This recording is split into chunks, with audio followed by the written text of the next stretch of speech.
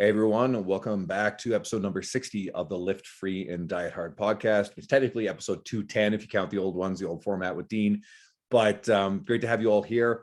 I'm your host, Andrew Coates, and I have Nick Tumminello back. Nick, his first appearance on the new format. He's been a guest on the previous one a couple times. And I'll start off with this. It was a conversation in 2018 at dinner with Nick at our friend Tim's conference in Spokane. That was one of the biggest pushes in my career. And I've told Nick about this before. And I've been reading Nick's work for T Nation for my entire career. I've been following Nick's stuff. I've got two of his books on my shelf. Before we got on air, I was showing Nick the new bookshelves.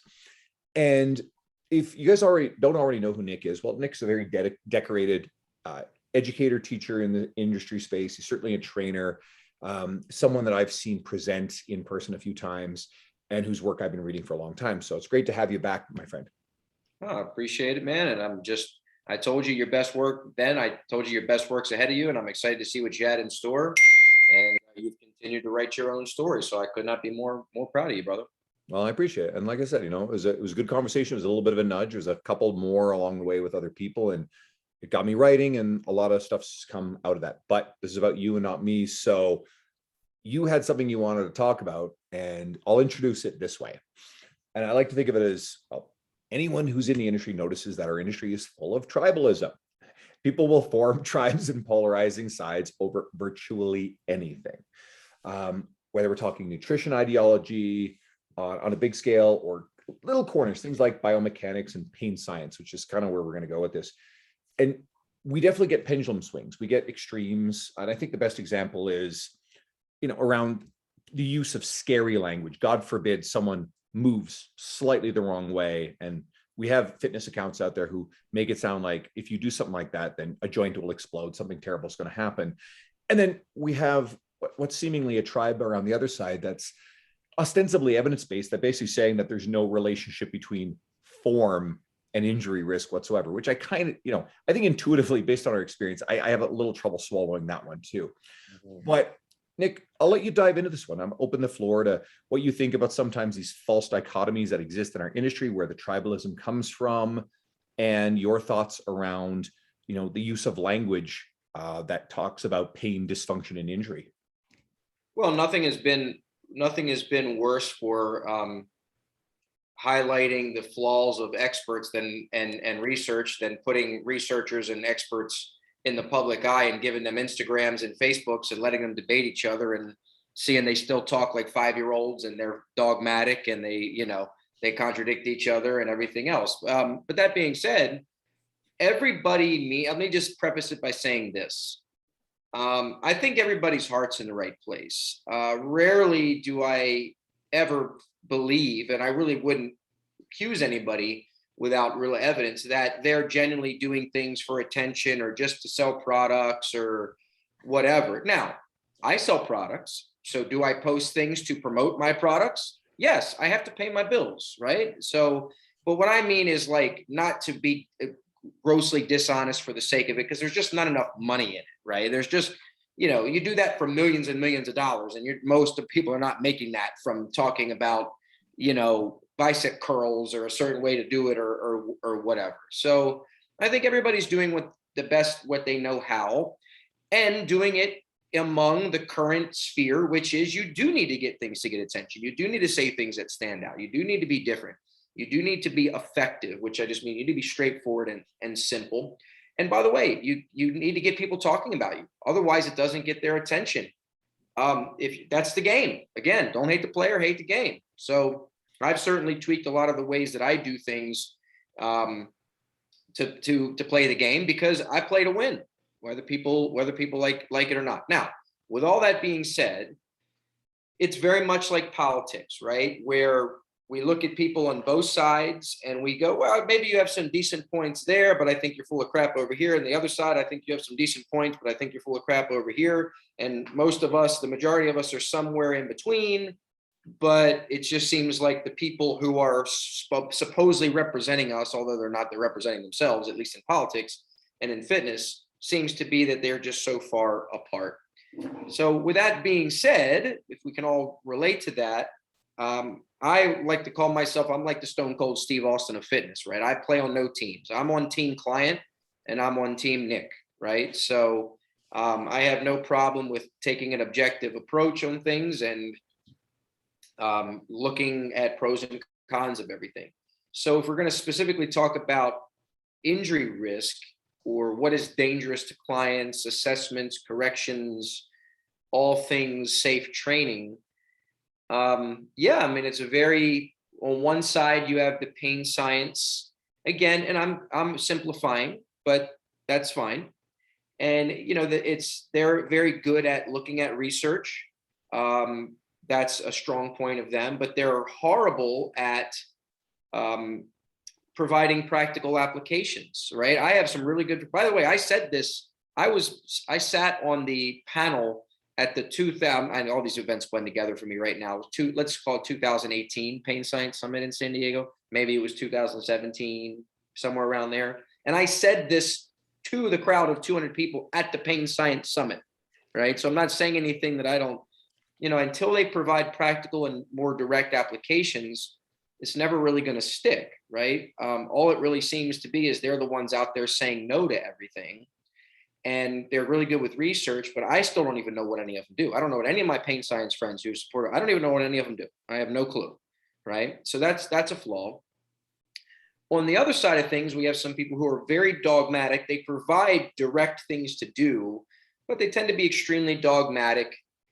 And if you're a beginner trainer, I mean like a real beginner, like you're just getting your first few clients, you know, maybe you'll like that. I'm not saying it's the best thing, but maybe you'll like that because it gives you some security in an insecure environment. You're not sure what to do. So you figure, well, someone smarter than me tells me what to do.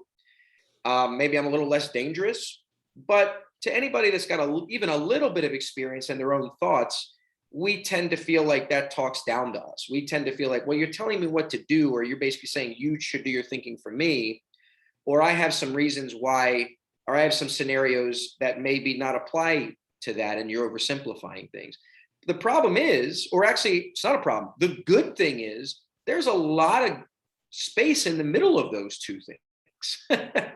And I just pick up all that space. So I joke and I say that my career has been built off of you know, my own hard work, but also off of other people's incompetence. So there's been a lot of incompetence, you know, on those two areas that leave in the middle for someone like me to say, very simple, hey, it's important to look at some research and understand that's a part of it, right? However, we need to also understand that there are different interpretations of the research. Therefore, I'm not going to come off as if the way I'm interpreting the research is the truth. And we see this with the research type, right? You have one person that writes something that's all well referenced. And now again, just because it's referenced doesn't mean they're not cherry picking, but who decides who's cherry picking, right? People who disagree, each one of them calls the other one cherry picking. So at the end of the day, it comes down to whether using research, your interpretation. So with that being said, being a little more intellectually honest with not just the research that you use, but how you convey the research, and just say, here's what has brought me to the current beliefs and practices that I have. Here's how I'm interpreting the research. And that's being very respectful to the audience and treating them like an adult. But when you say, no, this is the truth, or this is bullshit, then you're gonna get a lot of people's backs up, and a lot of people are gonna check you and go, you know, you're acting like you're the thought police and you're smarter than everybody. So I'm going to show you that you're not so smart. I'm going to highlight your flaws. Aside from the fact that the pain science people don't teach us anything, they genuinely don't. They just say no. My biggest criticism with them, I know I'm sort of doing a rant here, is that they say that this is my biggest issue is, and I'm an educator, so I know this. And I've owned gyms. So I've had trainers work for me, and I know what I have to deal with employees to make them less dangerous.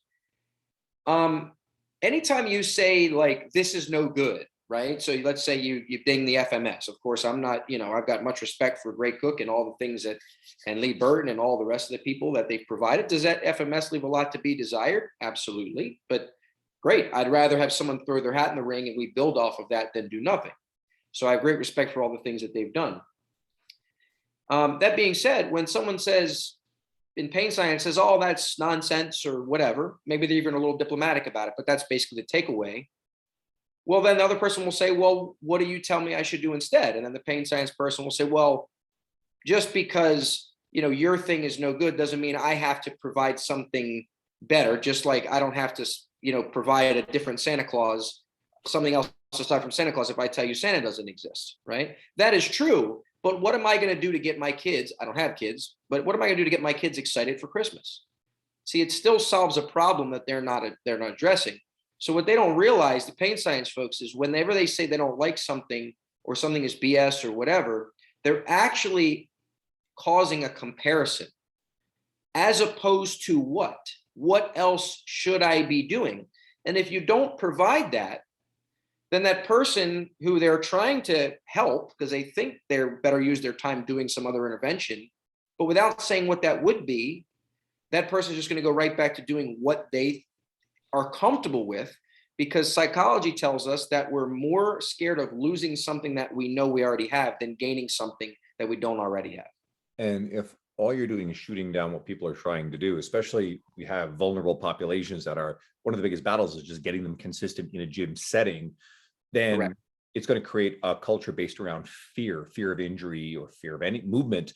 And fear of movement will put people on the couch, which is probably long-term the most detrimental thing they could possibly face. There is always going to be some risk of injury if you're active, but you can pretty much guarantee that your quality of life, long-term quality of life, is going to decline, and you're at greater risk of any number of diseases and disorders if you're completely inactive, even if you are bubble wrapped on the couch.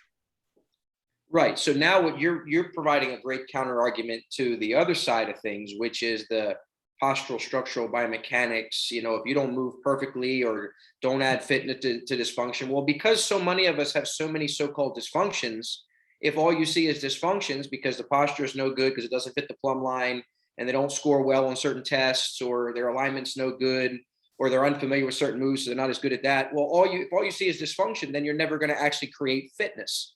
So that's the other side of things. So yes, they're providing something practical, but they're actually causing us trainers, and it's our trainers' fault. A lot of this doesn't come from the educators. A lot of it's the interpretation of the followers, right? I've had that happen to me. So I'm not saying if somebody says, oh, well, Greg Cook doesn't say that, or Mike Reinhold, or whoever, your person is, I'm not saying they're exactly saying that.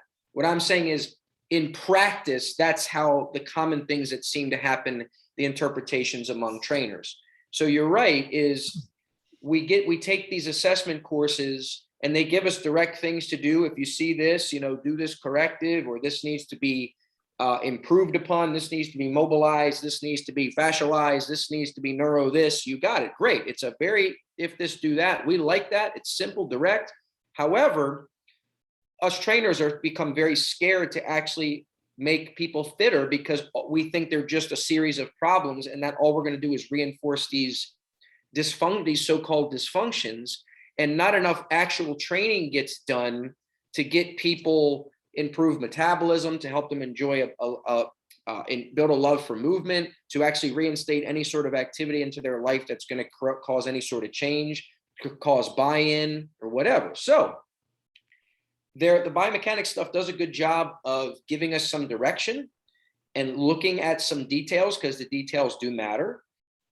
And the pain science people help us to question some of these things and be a little more honest with what we're saying, and not be so caught up in trying to, this is, I'm going to bring it all around here.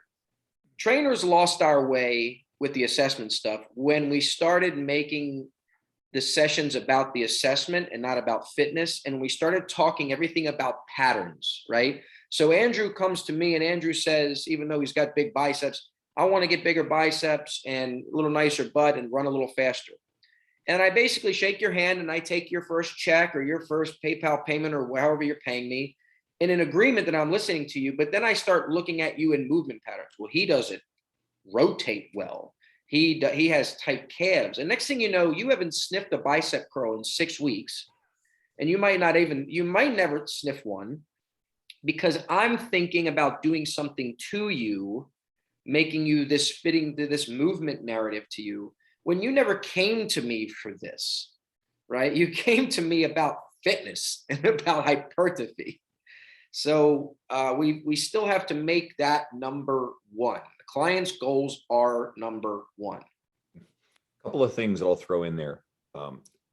You mentioned kind of the biomechanics stuff, and I'm noticing tribalism around the biomechanics community. So it's becoming more popular now to see biomechanics courses. So you got Coach Kassim on N1, and I was just at a prescript with Jordan Shell this weekend. So I was hanging around with my friend, the Muscle Doc. And then I know Matt Domney and Kyle Dobbs have a really great one as well. So these are kind of three of the ones that are out there. And in my experienced exposure to all of them, it's great stuff. It's fantastic. I think there's good education. I think there's nuance. What I've noticed is, as you said, it's the followers. It's the people who are kind of grabbing on, ooh, this is a tribe that I now attach my identity to, and they're running with this stuff. They're the people I kind of would say to everyone else, be very careful about those people and their interpretations. I would go to the source. If you really want to dive into this stuff, I would go and plug into one of these three different certifications or biomechanics courses and follow the creators directly, so that you're getting their interpretation, because there's some different interpretations of some things and disagreement between them, but they tend to be fairly respectful.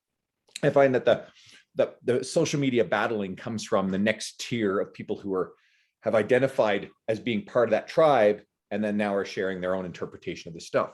A second thought, when it comes to following the industry leaders and experts, whether it's evidence-based community or whatever, I tend to look for the greater community that don't always agree on everything, but for the most part, when they agree or interpret something fairly similarly, that's a pretty good barometer for me that what they've grabbed onto is quite good. Be it people like Dr. Sam Spinelli or Dr. Mike Isertel or Menu Henselmans, it's Brett Contreras, it's Greg Knuckles, and there's a long list of those people. You also sit in that category as well.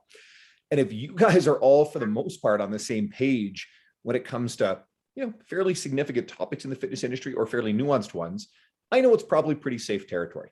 And if there's disagreement, well, then it gets interesting. You kind of have to go into it a little bit, into the weeds, if you care to. But at the same time, even as a coach, I'm not advocating just pick a stupid idea and double down on it. But at a certain point, if something's a little contentious, you have to follow the evidence to the best of your ability, and you have to take it to your clients and do what seems to keep your clients safe, progresses them, makes for them to have a great experience. Because at the end of the day, this is about the client getting results and having a great experience.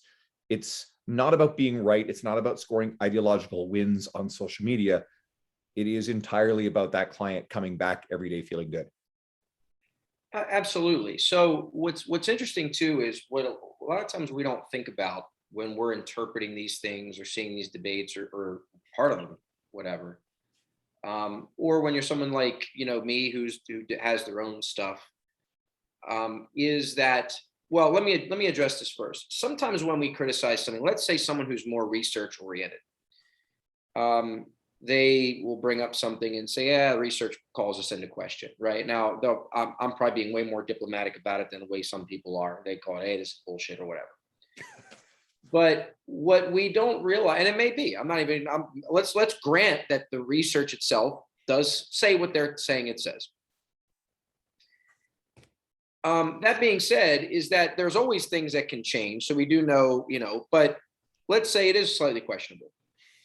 But there are other solutions and things that come from things that might not in the research be as valid. For example, it gets people communicating among coaches. If you're on a staff, among a pro team, right? It gives you a common language. It gives you all something to be consistent with.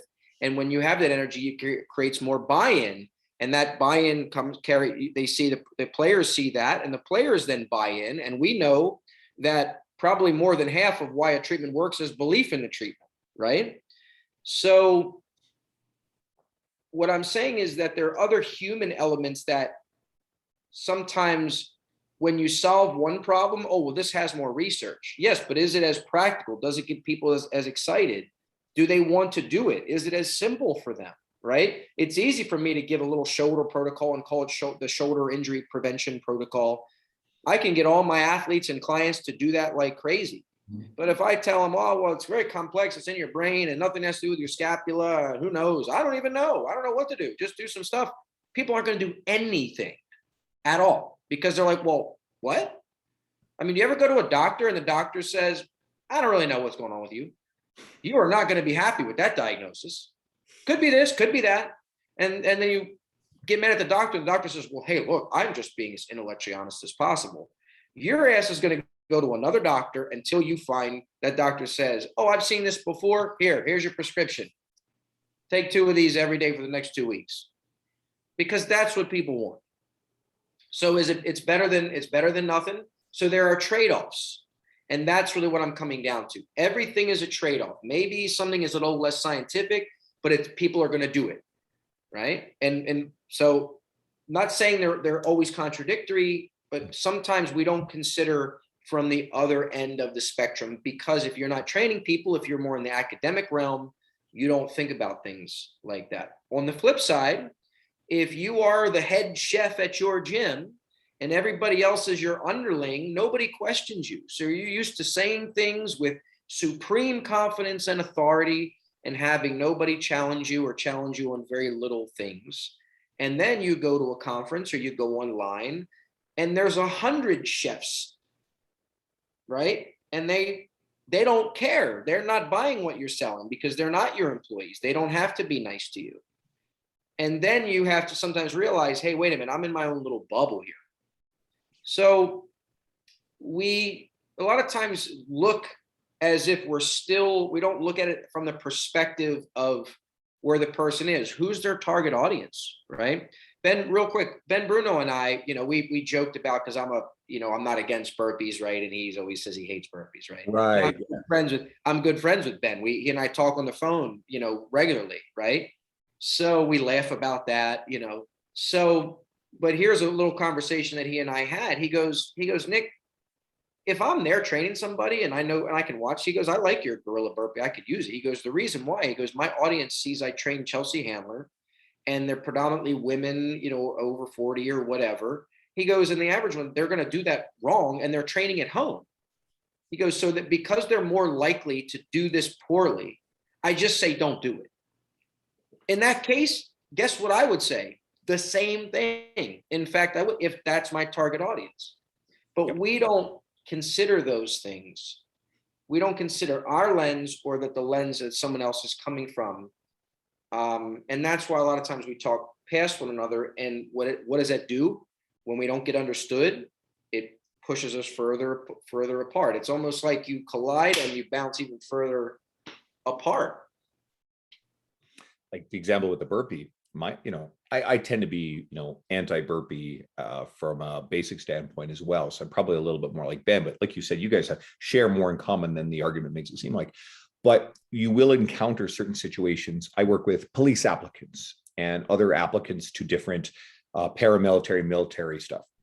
And sometimes in the situations where they're being trained or their physicals, there can be burpees. If you're dealing with, maybe it's CrossFit athletes or something Spartan where burpees are a thing, the athletes do need to actually be skilled at doing them. So you better be able to coach them to do them with proficiency to reduce the likelihood of any potential injury risk, which kind of circles back to the original conversation, because we don't want to create a lot of fear around it.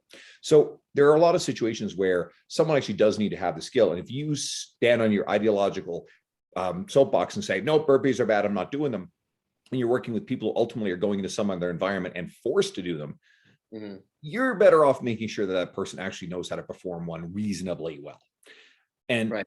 I think it circles back to what we were talking about earlier about some of the language that some people use to create fear around exercise. I think it's a really nuanced sweet spot in the middle where we don't want people being afraid to do everything. But I also don't buy into this narrative that the evidence supposedly supports that there's no relationship between, what exercise form looks like and the potential injury risk. I think any coach who's done a substantial number of hours in a gym knows that's a little flawed. But again, I don't want to use the language of the client in front of me to make them fearful that something bad could happen. I'm always trying to coach really good form. I think Tony Gentilcore is really good at this. He understands and he talks about how there comes a threshold where you can look at it and go, it's good enough, right? It's not about being a technical perfectionist and Yeah. irritating the client or making the experience so frustrating because they're doing pretty good, but you're just determined to make sure it's masterful or else it's not good enough. I think you've probably had this experience, Lord knows I have, where a client's doing really well, like the form is really good. So I can then take the opportunity and say to them, you know what, this is great. There's an opportunity where we actually really create mastery here and make them feel good about it. If anything, we can get away from the lens of, hey, we need to fix this form because you're probably going to get hurt, to where I want to actually make sure this form is optimal so that you get the best training effect out of it. We're targeting the right muscles and you're achieving the results you're looking for. A lot of the time, it's simply the type of language we use, both with the client in front of us and with our media, the people that we're talking to. And if we can keep that language away from fear-based stuff, I think we're probably doing well. Yeah, you keep it away from fear-based stuff, which is a good pain science argument, but also I would say keep it away from dogma, which is a little bit of the issue with the biomechanic type stuff. It's the sort of the always do this or whatever. And again, it would it work? Sure, but the question is that it's not magic, and that's where you start falling for other things. So yeah, man. I mean, it's I always say some people come to education to learn, others come to be led. Some people are just sort of built for that. But I also think that sometimes is a part of the process where whatever you learn, you're really excited about becomes the most important thing. And then sometimes you just kind of break out of it because you have the experiences. You do it for a while and you thought this was going to be the solution. And then after you trained a bunch of clients, a few people did better, other people didn't. And after a while, you say, oh, maybe I am missing something here. So I think sometimes you have to realize that that's where people are in their journey. And you got to let them figure it out. It's no different than when you're dating a girl and everybody else is telling you she's no good for you, but you're not ready to see it, until eventually happens a year later, 2 years later, whatever. And then you go, oh, I needed to see it for myself. You mentioned earlier functional movement screens, and I have been at presentations that you've done that kind of gotten into the guts of how functional movement screen, and there was good research to support this, doesn't in any way accurately predict the likelihood of injury. We've kind of now, it's common knowledge now. Yeah. Even the people behind it have really backed off of that claim. But so you've got a new program, and I want to bring you on to talk about it as well. So I think you call it the movement performance assessment. So I'll open it up to what your program does, what your thoughts on our assessments, because you also said early on that people get caught up in assessments and they get away from the actual fitness. And I'm a big believer in, as I go, I'm really assessing a lot of things as I get people moving, because I like to make sure we don't have an hour sit down and then, the next hour they come in and they see you as just an assessment with no fitness component. And then finally, maybe by week number 2, the third time they're in front of you, then they've done a quote bicep curl. People are excited at the very start and they want to get moving fairly quickly. So I try to be very efficient with the assessment process. So tell me more about the program, and I'll also let you then wander into this. Do you have any guidance to provide coaches who are looking to step into education, develop their own work, courses, you name it, whatever that education form it takes? Your thoughts there? Well, you asked me 2 big ones here. You want me to talk big about ones, so assessment stuff first? Okay. Yeah. Yeah. So my movement performance assessment is just my fancy, 3-letter acronym, because everybody's got 3-4-letter acronyms for their certifications. It's just a thing we do in the field. For my first session movement assessment, I do provide practical, specific direction. That's right. But I also understand the pain science things. I would say the biggest difference between what my assessment, how is it different than things like the FMS or NASM posture assessments and things, is that, and I'm going to simplify here, but they are designed to look for dysfunction. And I'm not going to make a comment. I still think there's an important aspect to that. I'm not going to get into the weeds of how much so. They've done a good job of looking at those things. And all I need is trainers. There's plenty of trainers who swear by it, who are using those things and getting great results with it. Keep using it. But what I realized is, if I was assessing and looking for dysfunction, I was still guessing, right? See what I did there with the words? And here's what I was guessing. I still don't even know if they could do a deadlift. I didn't even know if they could, do a bench press or a push-up without shoulder pain, with a lunge without knee pain. So to me, it's not that I don't like the data that those things were providing. I think there is something there, but they weren't telling me the most relevant data that I needed to know first session, which is to help. First off, I want to establish a good rapport with the client. The client wants a test drive, not a driver test, is what I say, right? They come in to say, hey, I want to see, I heard you're a great trainer. I want to see what it feels like to work with you. Show me some cool stuff. And then I go and I do this assessment. I feel like it's like I make them feel like it's a doctor visit. And they're like, well, I wanted to see what it's like to work out with you. So now you've told me I got all these things wrong with me, but I still don't know what it's like to be trained by you.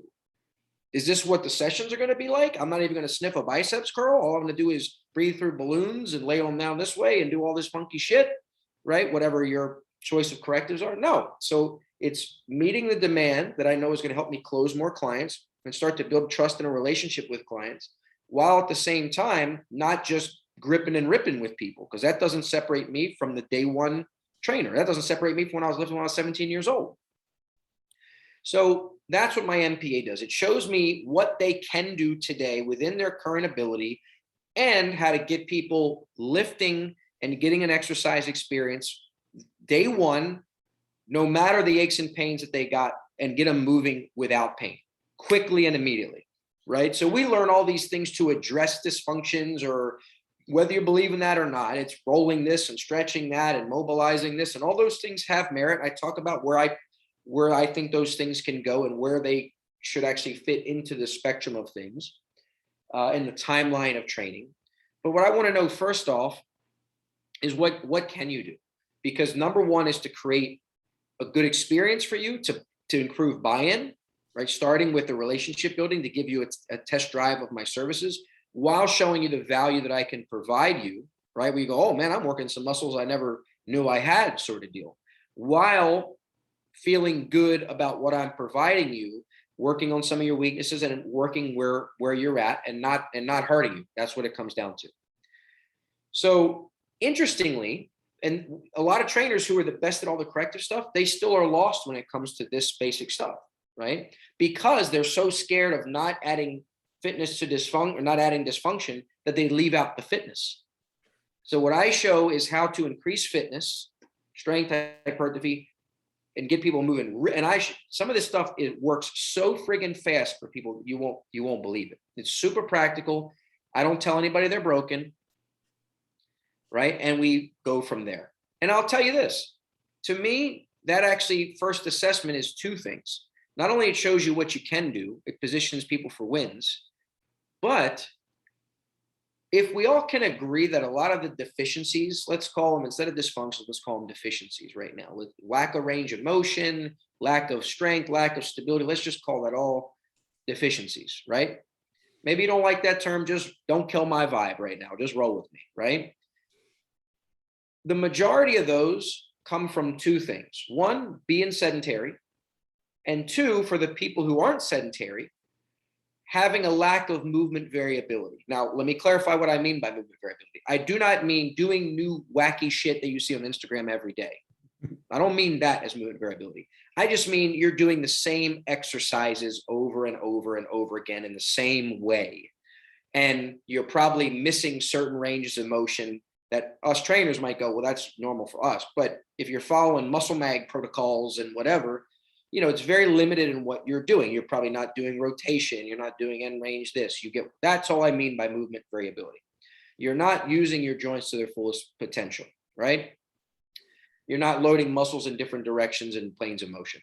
So if I just reinstate those two things, I get a non-active person active in a safe manner, and I take an active person and I improve their program. I give them a more balanced, well-rounded program, right? They're neglecting the quads. Their form is horrible on rows. Could be as simple as that. And I just give them a more balanced and then I put them through that for about 12 weeks in a smarter way. I help them recover better, yada, yada, yada. That takes care of, I don't have research for this, 90% of the problems that we see, right? Really. Because I would say this, if your body's deficient, usually it means your program is deficient. So before I give you a bunch of supplements, i.e. corrective exercise, Why don't I just improve your diet? And that's where we skip. So it's simple, and sometimes it's too simple to be sexy. I provide a lot of sexy in the course, but it's super results driven. Give it. Then, last thing here, sorry, if after 12 weeks or so, that you still have some things that need to be addressed, that's a good time to know maybe I need some supplemental work. That gives you more assurance that the things you may have learned in a corrective course that specializes in hips or breathing or whatever, now you do some of your breakout evaluations and you go, oh, let's try this because the bigger things didn't seem to really cover it. Now, I'm not just saying just make people lift and do push pull. It's more in depth than that, but it's certainly not as too specific as, some of these corrective approaches may provide. The example I was going to use was, a lot of trainers might create a leg day program, and it might look like this. You've got a squat, you have a lunge, you have a Romanian deadlift, bilateral, and maybe the leg press. Okay, that's way fucking better than someone who's only on the couch. But we're missing a lot of things there, right? We have very little single leg dimension. Sure, the lunge is a single leg, but we have more opportunity to create single leg movement, unilateral movement. Maybe it's a single leg Romanian deadlift, really good thing. But on top of that, everything is pretty much in the sagittal plane. It's all kind of forward back versus frontal plane. When people get confused by the planes, even Muscle Doc was talking about how he doesn't even like this language when he was presenting, but we want some lateral work as well. So I like pushing and pulling the sled around, but I'll get my clients to actually move laterally. I'll have them laterally drag it. Maybe it's lateral lunge patterns. And you're just not stuck in this one plane of motion, and you're not stuck in mostly bilateral work. Yes. So that's a good explanation of what I mean by movement variability. It just means rotating your tires, essentially, right? So you're not grinding a deep groove in your joints. It doesn't mean doing new things all the time. You could do lateral movement every week and do the same types of movement. It just means you're doing more variety of loading your hips than you previously were, and hamstrings and other lower extremity, tissues. So yeah, we're on the same page with that.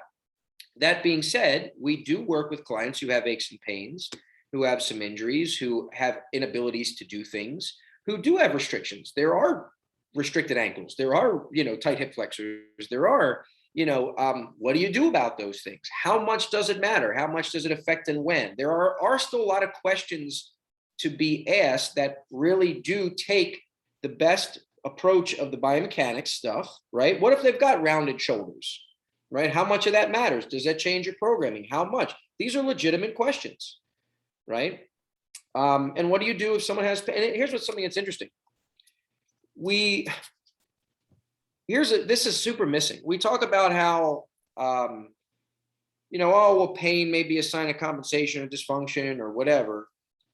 Well, and then we'll say, well, when it hurts them, just don't do the assessment or screen and work around it, right? Yeah, well, of course, we'll work around it. And then we'll say, oh, refer out.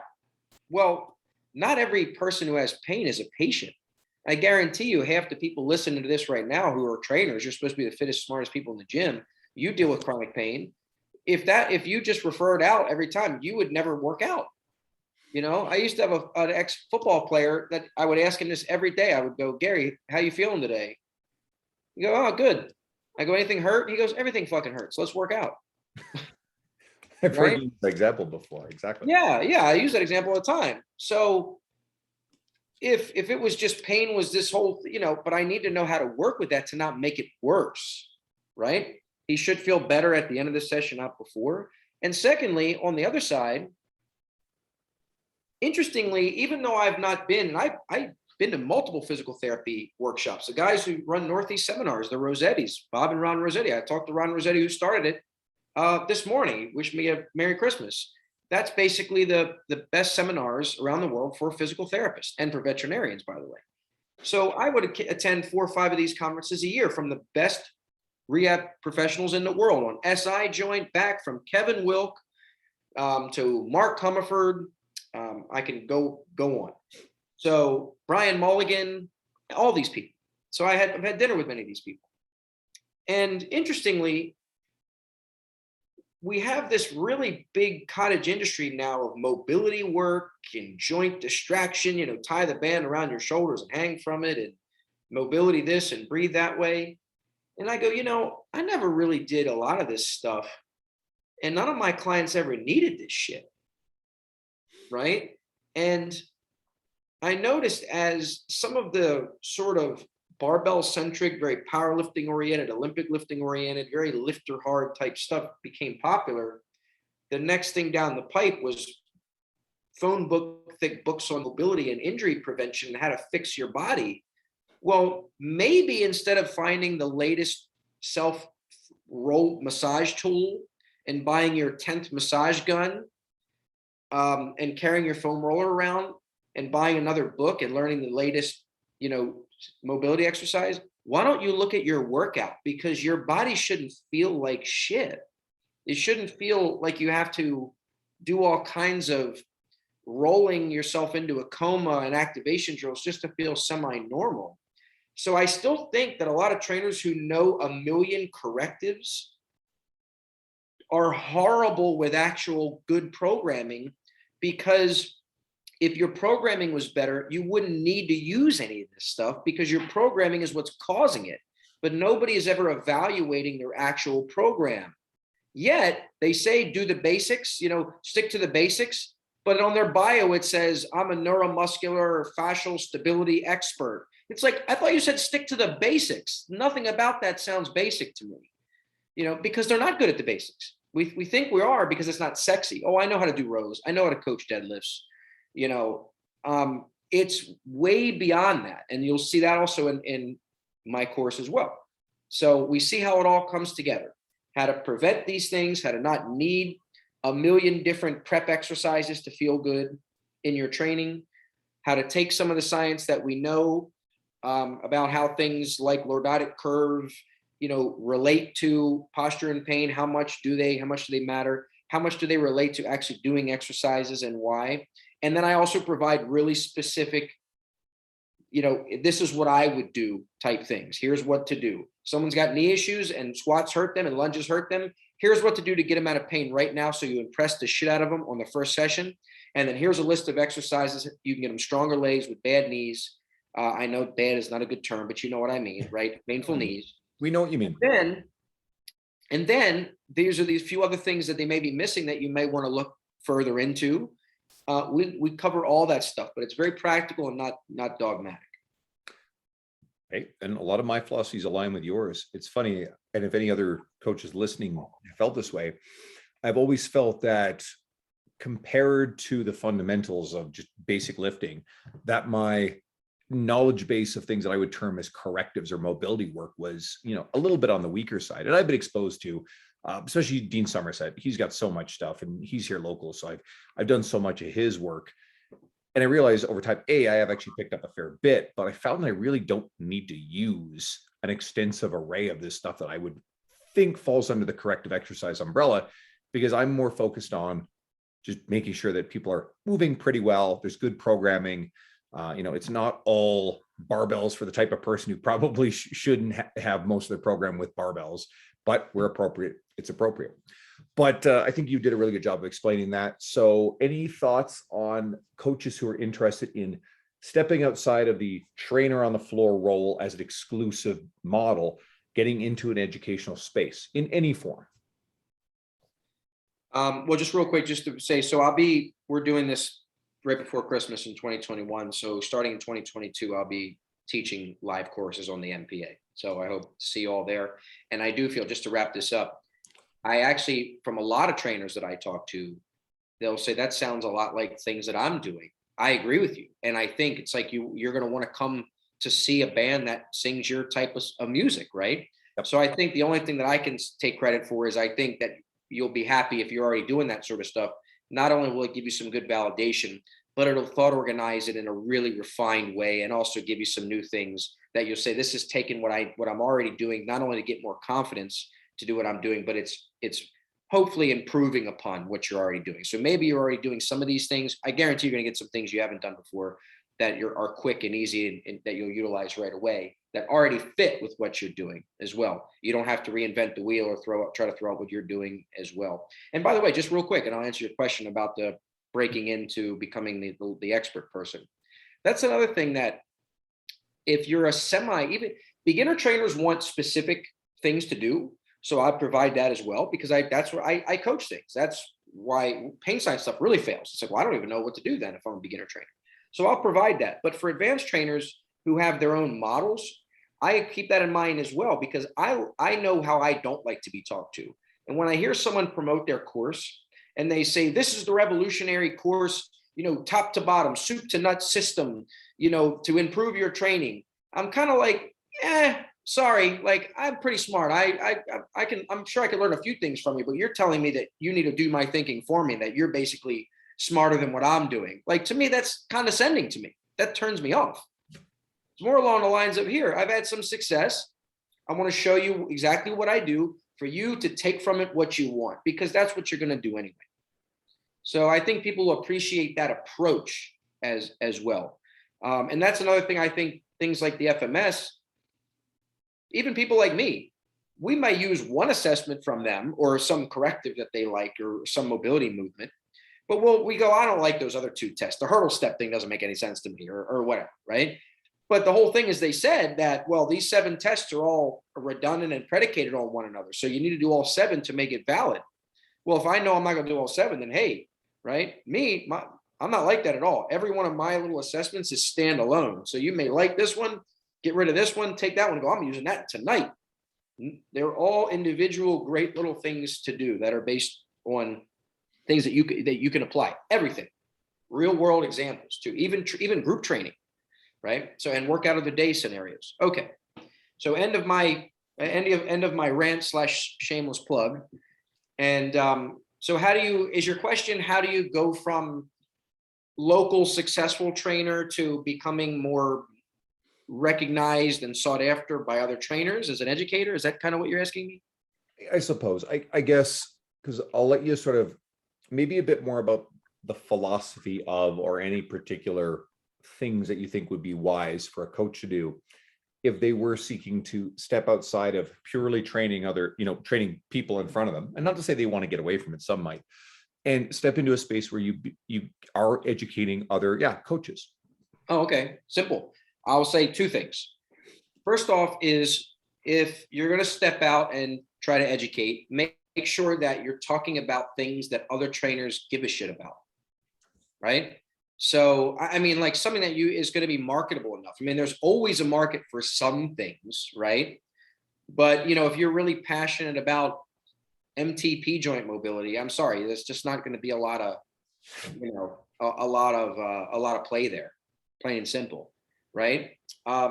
So it's got to be something that a lot of people are interested in, and if you really want it to blow up and not be frustrated why nobody's listening to you. And then 2, you also have to pay attention to what the free market is demanding. Now, you may think, oh, the majority of trainers are stupid. If you do that, you are already going to fail at doing this, because you already have this condescending mindset that everybody needs to be like you, right? Well, only losers focus on how they think the world should be. Winners focus on how the world is. So you have to speak to people where they're at, right? And you do have to make some compromises. I don't mean compromise your values, but like anything in life, when you're dealing with more than one person working together for the same goal, is you have to have some compromise to what is actually going to catch people, right? So you may hate the term functional, right? But then you realize that the majority of trainers are still using that term and they resonate with that term. So in your marketing, if you want to get the most people, and by the way, if those are the people who probably most need to hear what you have to say, you need to start speaking their language. You don't need to start saying functional training is stupid, because all the people that you want to get through to, that you think are doing dumb stuff, they're going to immediately turn away from you because you just insulted them. So you're actually a self-fulfilling prophecy not to do. So you have to understand those things. And then from there, so basically what I'm telling you is you have to actually be willing to listen to what the type of questions that you get. Use social media as your intel, as your game film. See what people are commonly saying. See what people are commonly criticizing other people for. See patterns in those and don't make those same mistakes, right? So if you commonly see that people want to see a little bit of evidence to feel confident about something, they don't like when you're dogmatic or bossy, and that when you provide things simple and practical, then just say, I'll just provide a little bit of evidence, but I'm not going to make it too sciencey and boring. By the way, I just gave you my formula, right? So, people want enough. So I just go, I saw some studies that here have this outcome. If you want to go look it up, go look it up. You don't need me to tell you the study or the dates, right? Most people never look it up anyway. Here's what I do with it instead of telling you what the truth is. So all you have to do, all the answers are right in front of you to be successful. If you just look at common criticisms and concerns and questions and actually utilize them. The mistakes happen is when your ego gets too damn big and you think, no, this is what I like, and then I'm going to put it out there. No, that's a performance for the performer. That's for you. It's like going to an artsy fartsy thing where you're like, what the hell is this? Like, the performer's doing this. This isn't for me. And I'll grab onto one particular point you made there. It's about using the language people are using. And I'm big on this one. And I've talked about this on social media a little bit. I am perfectly fine with the word tone. I don't actually use it in my media, but I don't criticize or educate or teach people who come in front of me who are talking to me about training, and they're a little vulnerable and they're a little nervous about the experience, and I'm still brand new to them. And then all of a sudden they mention that I want to get more toned. I'm not the person who goes into a lecture about how tone is not a scientific thing. Don't be that trainer, guys. Get over that bullshit. That's one of the stupidest things you can do. You'll immediately get that person to feel small and foolish, and you've broken trust, and you're not going to have this person as a client. I saw a pedantic rant about the phrase lean muscle on social media. And I saw this and I went, I didn't react to it. I didn't like comment. I didn't, whatever. I just looked at this and like, this guy doesn't get it. And I put up a post a few days later, kind of to the effect of what I'm saying. These are the words and phrases that our enthusiasts and our potential clients are using. So you can argue and be pedantic and be, quote, technically scientifically right about some of this stuff, or you can actually meet people where they are. Anytime I write about the myth about women being worried about getting bulky, 75% of the women I've ever sat in front of in 11 years as a coach have said some form of they did not want to get too muscular or too bulky. It's the language they're using. And anytime I put up this post, people love it. It goes crazy, get shared like nuts. And 1 to 2 people always come in and start having a meltdown about the fact that they don't like the phrase bulky and how, some women like to have muscle. It's like, okay, cool. I get that. Totally. You're missing the fucking point. We have a ton of women who either use this as an excuse or genuinely have this fear that if they work out too much or even a little bit, they're going to put on more muscle. Now, all the dudes out there are going like, I fucking wish this was a problem. This actually was a real thing. Well, we have a whole bunch of women and people in general who we want to get into the gym to put on more muscle. It's one of the healthiest things they could possibly do for their long-term physical and mental health. And that's the language that's out there. So guess what? I will comfortably use it. And if trainers want to argue and be pedantic over it, cool. I'll be busy trading the clients that you guys are pissing off. Nick.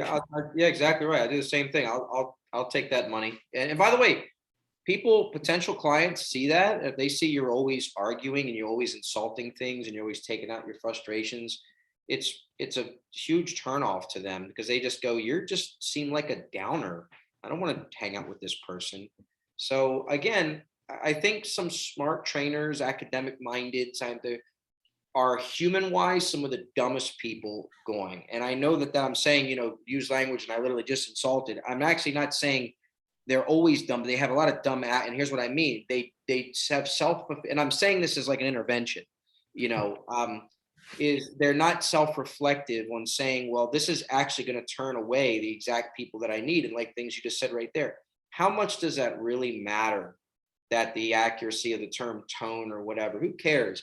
See, at the end of the day, I just want you to do the exercise the way I want you to do it. Whatever gets you to do it. Now, once we get some trust and understanding, 5 months down the road, 5 weeks, then I can bring up something and you go, just want to let you know, you've been talking about tone a little bit.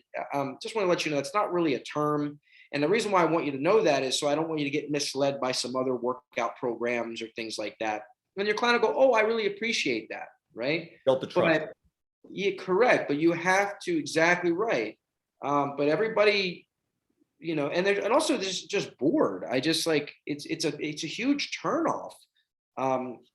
So again, it's a self-fulfilling prophecy. Meanwhile, the people who are communicating and talking to people with respect, the people who are usually a lot of what other people think are full of crap, they continue to kick ass because they are an attractive part from a human side, from a people side, right? And then it's a self-fulfilling prophecy to the people who hate it, right? And it's just like, well, wow, but like I said, it's a lack of self-reflection because humans are who they are. We're not in these controlled environments where it's like in academics where people have to listen to your shit, or they're not married to you. You know what I mean?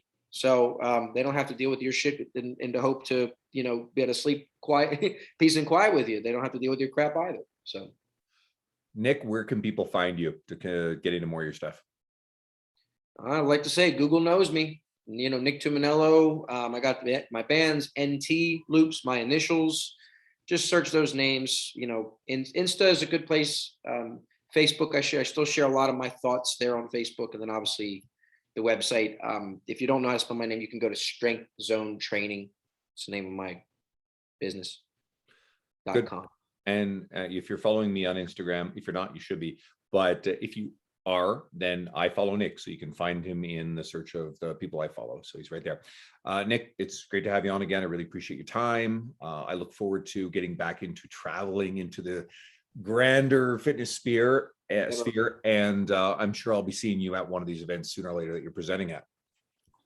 Much appreciated. Back at you, man. Hopefully we can, if you're putting something together, we can put something in your area, because I'm definitely back on the road this year. Well, that was the plan. We had you coming in, and then COVID blew that all apart back in 2020. So hopefully we'll be able to revisit that whole idea. Yeah, man. Let's talk about it. All right. Cheers.